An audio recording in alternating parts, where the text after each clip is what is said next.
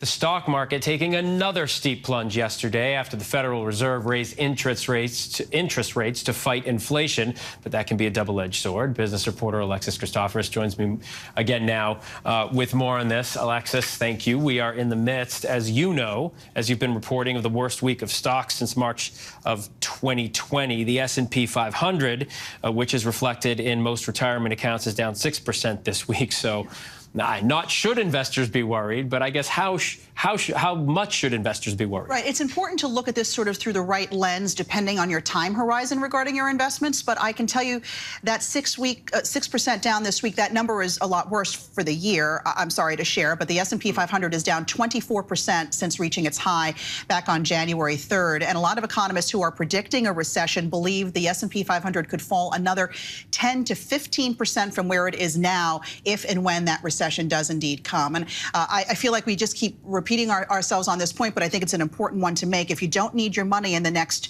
3 or more years, these are seen as huge buying opportunities, being able to buy stocks at such a discounted rate. And in the long run, your best move is probably to do nothing at all and let your investments ride. Well, since you've mentioned the R word, we can go into that a little bit. You're talking about investors. Those are people who are investing. The everyday American who doesn't have any kind of portfolio hears the word recession, is already dealing with these high prices.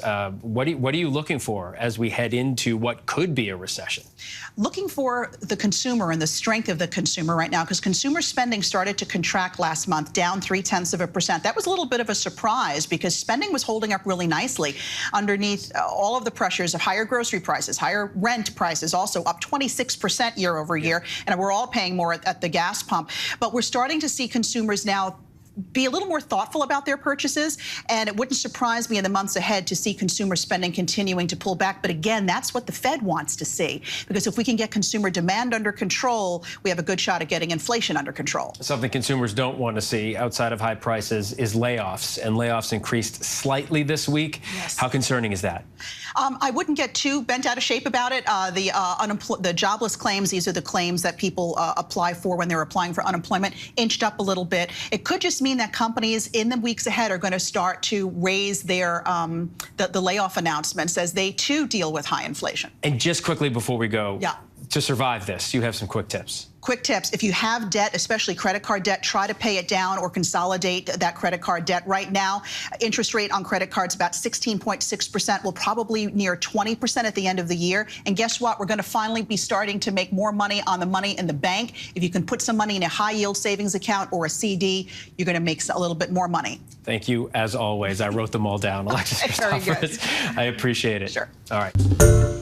Hi, everyone. George Stephanopoulos here. Thanks for checking out the ABC News YouTube channel. If you'd like to get more videos, show highlights, and watch live event coverage, click on the right over here to subscribe to our channel. And don't forget to download the ABC News app for breaking news alerts. Thanks for watching.